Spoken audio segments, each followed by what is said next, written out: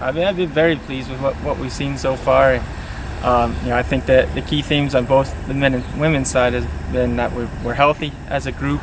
As healthy as we've been the last couple seasons heading in. The ones that were injured a little bit or banged up heading into last season are pretty healed up and ready to go.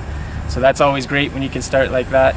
And then the commitment to the summer training is evident early in the season. They came back in shape. The guys and the women were both ahead of where they were last year at our beginning of the season time trial.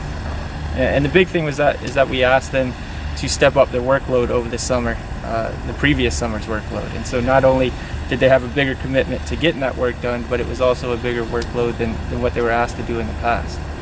That's great when you can have that continuity and everybody kind of knows what to expect. The one thing I guess sometimes with that is you want to make sure that you're always trying to grow and learn and improve and not settle. I told them at the end of last year, we have higher expectations, so we can't do the same thing we did this past year. Even though it was pretty successful, we can't do the same thing this past year. If we want bigger things, we have to step up our game and change it a little bit to progress. And so, I think they bought into that. And so them knowing what to expect, knowing some goals we have ahead, definitely helps with our process as we get into the groove of the season. A constant theme, I think, is every season, especially with running. Every sport, you want to be your best at the end, but especially running because the preseason and the regular season is almost, in a sense, preseason leading up to those championship meets.